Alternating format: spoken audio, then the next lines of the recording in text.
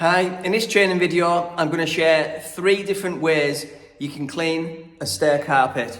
So what you're going to need is the red and the blue. You're going to need your flexi hose to stretch your vacuum cleaner up the stairs. Obviously your vacuum cleaner, your CRB with the handle taken off, your whizzer tool with a yellow brush, hand pad, and then a backing pad. So the first thing we're going to do is we're going to vacuum the stairs using the crevice tool first and then the stair tool. Okay, so now we've given the stairs a thorough vacuum top to bottom. It's now ready for the red and the blue.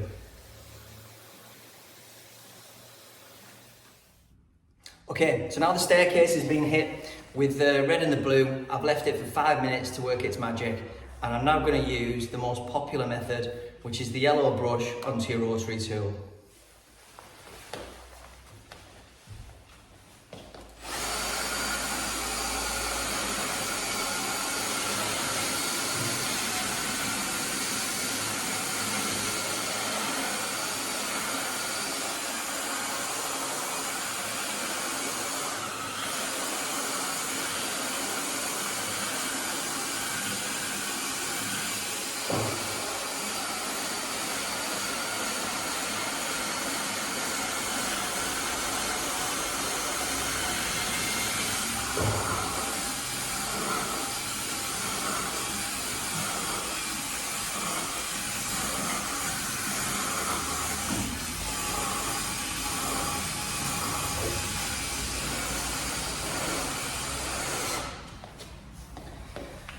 So this is my go-to tool, and it's the one that we used in the training sessions.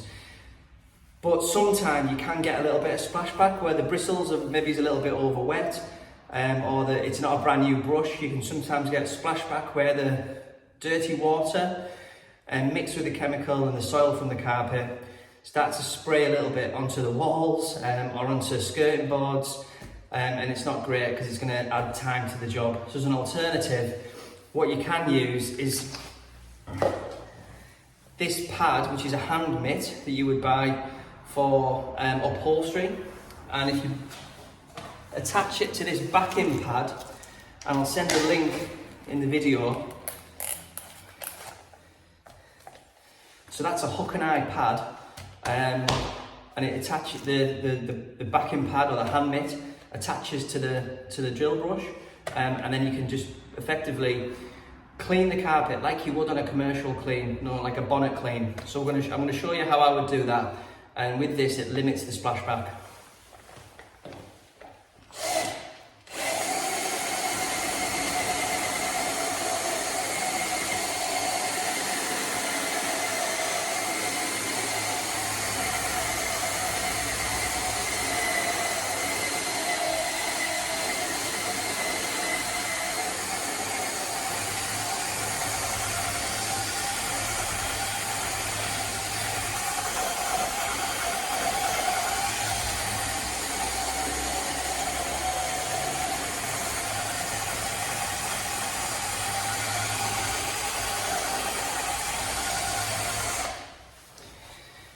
So that's not a bad tool for when you've got maybe a staircase that's heavily soiled and you just want to avoid that splashback.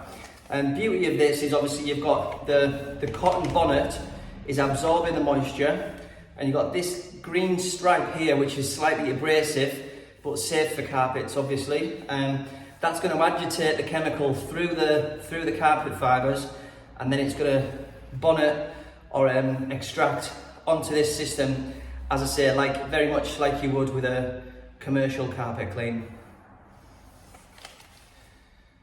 Okay, so the last method is where you would use the CRB head. So you detach the arm, the handle that you would use for an upright clean, and you've now got a loose, heavy head that has obviously got the CRB brushes, which is going to aggressively clean the carpet.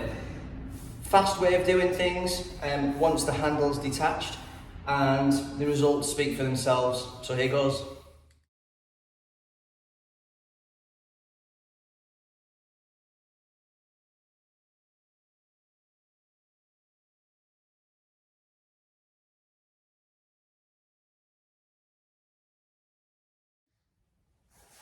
So whichever method you use, you're obviously going to be deep cleaning the carpet. You're also going to be cleaning the nose of the carpet, which can get missed with some wet cleans. And as you can see, the carpet fibres are restored. This is a polyprop carpet, but it's come up like brand new, and that's the dry now way. Whatever you do, after you've, whatever system you use, whatever method you use, just the final job is to give the carpets another vac to get rid of any debris that's been moved, any soil that's dry now, or any dust that's been sat there. So give the carpet a good vacuum, and that's you done.